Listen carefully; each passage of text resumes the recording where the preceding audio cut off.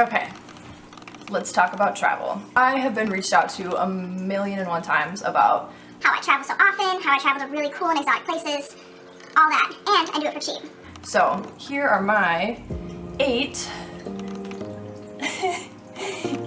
tips and tricks on how to travel for cheap.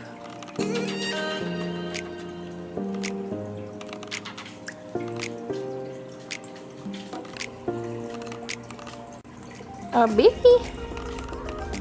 Hi. Hi.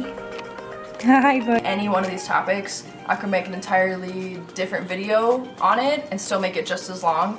So if you have any direct questions or if you have to hear about anything more, let me know and I'll definitely make another video. I have been to 19 countries and 41 states. So I've been around. I've done it a few times. I'm kind of regular at it, I think. I like to consider myself a little regular at it. But the thing about it is that you don't have to give up whatever lifestyle you have. Like, you don't have to literally like drop everything and live in a van and do it this way and put all of your money into traveling. There are definitely ways to do it and still afford the luxuries of regular life. Like, I still get my nails done. I get my eyelashes done. Your girl likes massages. I don't give up that $5 coffee every morning. I like my coffee. There are a few different ways to do things to really put yourself into traveling and prioritize a little bit. That's tip number 1, priorities. You want to definitely lay out your priorities. If it is traveling, like mine is definitely traveling, just put that in the forefront of your mind every day. Every time you pay bills, just think, I want to travel, and set a budget of what you can handle. Just put a little bit of money each check into your savings. It'll add up and just go that way. You don't have to give up everything, but you do have to cut back a little bit. I like clothes a lot, but I kind of wear the same outfit every day. Pros of being a goth girl, I guess. I wear this every day. If you want to save a little bit more money and travel, maybe you do need to drop that $400, shopping spree that you do every month, or buying really expensive stuff. There's definitely ways around it. I do a lot of thrift shopping. I love buying clothes from Goodwill. I love thrifting and DIY stuff. I love DIY. If I can figure out how to make it for less, I'm gonna do it, and that's what I do. It's just little things like that. You might want to nip back a little bit, but setting a budget and really thinking about, I want to travel, making a savings, and really putting money into it, it's gonna go a really long way. If you're not spending $1,300 on a trip, you're gonna go more places. Like, some people might spend $2,000 on a luxury trip. I'm not gonna do that. I could instead spend $2,000 on 4 super fun trips. So that's what I do. For example, when Alicia and I went to Costa Rica, from the moment I left my apartment, this is including airfare, housing, Ubers to the airport, everything we did in Costa Rica, to the moment I got back to the apartment, I spent $531. Isn't that crazy? I bet you could find $531. It's not that bad. So you can save up your money and really go places, but you can also knit back how you spend when you travel to elongate it and go on more trips. Tip number 2, packing. I am a huge minimalist. I like to not have anything ever. So I have one backpack that matches the airline requirements for how big your bag needs to be. I have my backpack that fits that, and that's all I use. I travel with that. I bring my camera, I bring my GoPro, but you really gotta bring only the necessities. I have traveled a lot, so I have already set ideas of what I'm gonna bring. So I bring like one book, headphones, all my technology, which is 90% of my bag.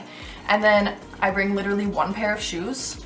I have a pair of shoes that I swear by for all my travels. I have my Toms. They're perfect. Put some socks on, they're warm enough, take them off, they're cool enough. You can walk anywhere. I went mountain climbing in India in them, which is probably a terrible idea. But it works for me, so I'm gonna do it. And also, they don't ever hurt my feet. They're wonderful, and they fit super compact in my bag, which is really nice. I will bring like one warm outfit and one cool outfit, and that's that. I don't bring a lot. Toiletries, I barely bring any. I hardly ever bring makeup on my trips. Ever? Especially because getting through the airport with a lot of liquids sucks, so don't bring that. I also always bring a Nalgene with me, and I clip it to my backpack so it doesn't have to go inside and take up room. It also really helps because a lot of places you have to pay for water, another expense. Also, if you have a long layover in the airport, then you can just fill it up with the water there. Works great. Awesome, awesome. Packing, super important. I never pay for a carry-on. Ever. I don't check bags. I don't have carry-ons. I have my personal item backpack, and I'm good to go. I don't want to pay for those extra fees, especially 50 bucks. Girl, I could spend 50 bucks on a lot better things. So that's what I'm gonna do. Don't ever pay for a carry-on. Always bring your personal item, just your backpack, and travel like that. Number 3, research. This is a department I lack in really bad because 90% of the time when I travel, I literally just go and then I get there and I talk to locals and figure out my trip that way. But research is important if you're kind of new to this stuff. It's good to research where you're going and get a baseline of what things cost. Don't ever want to get tricked, especially as a tourist. People will see you, find you, and charge you more just for existing. Super annoying. It's the hotels. For example, when I travel places, I have only like once or twice ever like booked a hostel ahead of time and then showed up to it. Most of the time I will go hostel to hostel and feel it out and then decide, you know, the best price and the best one for me or whatever's open. A lot of places allow you this luxury, which is really nice. There's hostels just door to door all the way down a lot of places. So I'll do that. In Montezuma, we didn't book anything. We literally showed up at the door and we said, we'll take a room. But it's good to research those type of things and know what you're expecting to pay for, especially if it's a country you haven't been before. On this website, these hostels are roughly $12 a night. That way, if you show up at a door like I do, you know, someone doesn't say, oh, $100 a night. Okay, I've never been here, sounds good. Just kind of know the prices of things ahead of time. It's also good to plan ahead your trip. I always do a really rough outline. So let's say, oh, I'm going to Costa Rica. Oh, they have that cute dog island that I would love to go to. They have this waterfall, they have this beach, they have this. And just kind of put together a really rough list of, you know, things you might want to do. It's really good to have a rough outline and just show up in a country and say, okay, well, what do we want to do today? Perfect, I have this list. Let's do this thing or try it out, you know. It's good to research really roughly, have an idea of what you want to do, but don't be so stuck to it. Flexibility is a really big thing in traveling cheap. Point number 4, flights. This I could talk about for eons. There's so many tricks on getting cheap airfare. I don't even think I know them all, but I have a good enough idea that I don't pay a lot for flights ever. A couple apps I want to address with this. One I use religiously is Hopper. So Hopper, you type in where you are and where you're trying to go. It'll show you on here. It'll show like the colors of what flight prices you're kind of looking at and what's good and what's not good. So let's say I'm gonna pick this date in April and we'll go Saturday to Thursday, sure. So then it'll run it and it'll actually tell you what price it'll be if you book right now, but also when the best price is.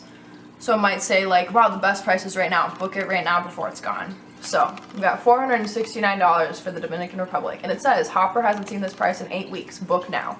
Another thing too with this app is you can watch the trip and it'll send you little notifications about like how the price is fluctuating. Another really important thing that I think is hugely underrated is just google.com/flights. An important point with this, since it's not an app, always search incognito. I have the Google Chrome app, and if you click out of it, you can search incognito. This way it doesn't track your cookies and it doesn't know that you're looking at these flights. Otherwise it'll track everything and realize you're looking for flights and it'll jump up the prices a little bit, which is really, really rude. With this one too, a neat trick is that you don't actually have to put a destination. Beef, what are you doing? What are you doing? Come here. You can just leave the destination open and then pick your dates, and it'll show you suggested trips for this time. It also shows you too if you do pick a destination, and if you're flexible on dates, it'll show you different like price points for each day. So you can pick a trip based on that because of the prices being lower. So that's a really nice one. Again, always clear your history and always search incognito. I was told when I was younger to always book on a Tuesday. I can't give testimony to whether or not that actually like is true and works out, but I still do it, so I'll just throw that in there. Book on a Tuesday. Be willing to fly out on crappy days too, like Saturdays and Sundays, pretty much always cheaper. Be willing to fly out on a Saturday or Sunday. Another thing with flights, always set up flight numbers. From the first time you book a flight, set up your flight number and keep that going because it'll rack up your miles and you can always use them. So this past summer, I went to India and then I went to London on a separate trip. I ended up getting like a $400 voucher because I was so many miles. And I think I had some stuff in the past, but whatever. always set up your flight miles because it will benefit you the more you travel. It's free to do, might as well, like why not? Another couple other sites that I use for flights that are really good are Kayak and Expedia. Book my flights through the direct flight line. So if you find it on Hopper or you find it on Google Flights, it'll say which flight it is. So say like Delta to Vegas for $130. Then look at the flight number. It'll say like NK64, whatever. Look at the flight number, go on that flight's website, so go to delta.com and type in that flight number or find a flight through them and book it that way. For one, they like you a lot more, and two, it'll probably be cheaper. I found it a couple times where it's cheaper than what that site actually says, especially Kayak and Expedia, because they, you know, are paid to do what they do, right? They have to make some money off of this. So if you go through the actual flight, you're gonna save a little bit of bucks doing that. I've noticed too, instead of booking online, but if you call them directly, sometimes it's cheaper for them too, or they'll take off a few bucks, whatever. Another thing about flights, it's really important to check often and check well. Check multiple apps all the time. Really watch that stuff like a hawk. If you're really serious about getting some cheap airfare and you're ready to splurge whenever, really just watch that stuff. I literally watch my stuff every day. The nice thing about Hopper is they have a watch this flight part of their notifications, and they'll let you know when the prices are fluctuating. But as for Google, I check that flight all the time. Like there's a couple places that I really want to go. I want to go to Peru, I want to go to South America, I've been watching New Zealand. I watch those things all the time, and I decide when it's time to really buy and when I'm ready to do it. So just check your flights often, it'll really pay off. Number 5, housing. So I never stay in hotels. Don't ever stay in a hotel. The thing about traveling for cheap is that you can't expect to stay in your luxury style resort, sipping your margarita in your lawn chair type thing. You need to be able to rough it a little bit if you want to be cheap about it, basically. I always stay in hostels, no matter what. I will find a hostel. I don't stay in hotels, ever. I do not stay in resorts. I actually don't like resorts at all. It's not my thing. I stay in hostels. A lot of times I don't even book them in advance. I'll just show up at the door, and it seems to be a better deal almost every time. If you don't roll like that, that's totally cool. It's very anxiety inducing to travel like that. And there's been multiple times where I've almost had to stay on the beach because everything's been full. If you need to look up ahead, hostelworld.com, I can bring it up. They are wonderful and they have hostels all over the world. That's the name. But you can find literally anything anywhere, and they will tell you too. This kind of goes back to the research part. Right on the front page, it'll say like the prices and stuff of what the hostels are in that area. Wow, look at this one. Downtown Montezuma, $15. That's good stuff. $15 a night, that's all it is for housing. Really, really cheap. They have dorm rooms where you sleep. Sometimes they have like female dorms, sometimes they have male dorms. Sometimes it's literally just a room with a bunch of people in it. A lot of times they have lockers where you can lock stuff up. I always do because I'm afraid of people stealing from me. You know, if you're willing to be like that, you're gonna save a lot of money just staying with a bunch of other people. Also, it's really nice for networking. You might meet some people, you might start hanging out with them, they might show you some places. Another thing too, there are some places that are really, really cool to stay. Like in Costa Rica, we stayed in this place called Rocking Jays in Puerto Viejo. It had hammocks. It was just a big room of hammocks, and you slept in a hammock. So sick. Only $7 a night. How cheap. And it was in the beautiful part right on the beach. Another really important thing to do while traveling in terms of housing is Airbnb. If a hostel isn't gonna work, Airbnb is something you do need to plan ahead for, which is why I don't use it as often. I suck at planning ahead. I just kind of go there and I do it. But Airbnb is extremely important. It also helps out a lot in understanding like the culture and seeing like the real side of places that you stay in, and it saves you a lot of money. When we were in London, we stayed in an Airbnb, our own little house, really, really nice, in the middle of a neighborhood. Like we really felt like we were there experiencing it. They also had a pet cat, which like sold it for me. Like that was so important to me. And sometimes the Airbnb hosts actually live there and will talk to you, tell you about things. They're really good local at your fingertips. I can give you resources that you probably otherwise wouldn't have. And sometimes I make you food. Super sick. So Hostelworld, Airbnb, really important cheap housing resources to use when traveling. Number 6. I mentioned this like 50 times during this video, but flexibility is so important. Be flexible if you want to travel. Be able to go in October. Be able, to pick your dates, and those websites will show you too. Like maybe it's cheaper just to go like a Tuesday to a Tuesday.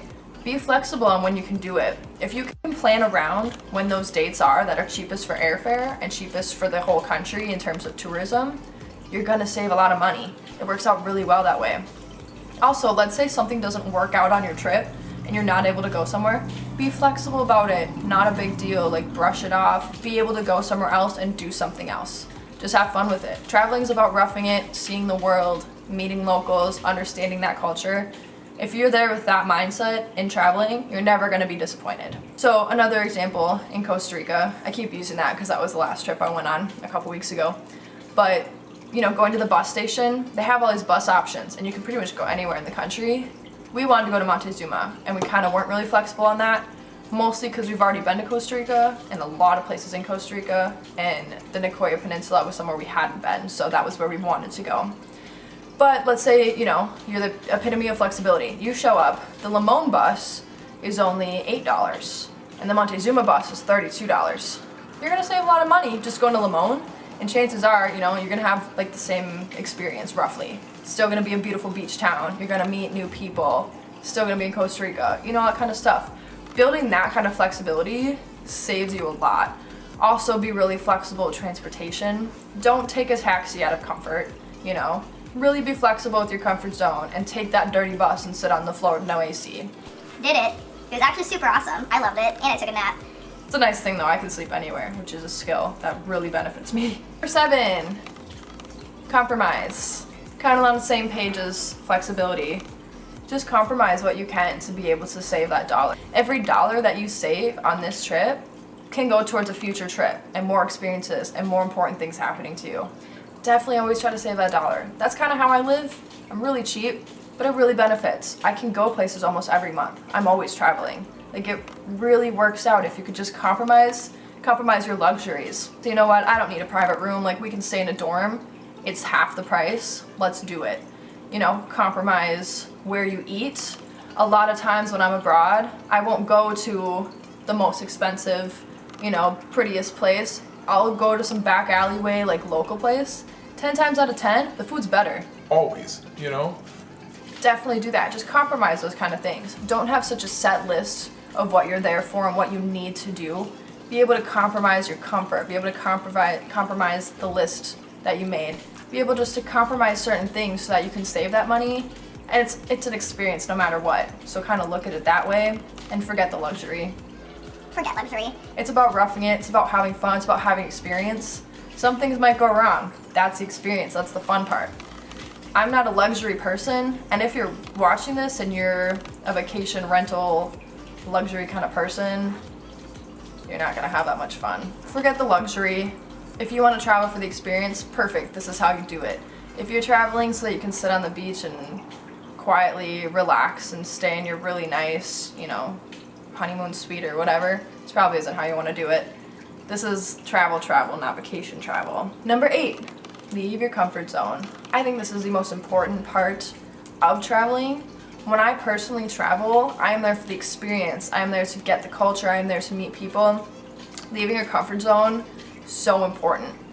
Being willing to ask people questions, being able to talk to people and make friends with people, huge thing. You want to meet the locals. You want to understand what they do, what their favorite things in the area are, have them show you things.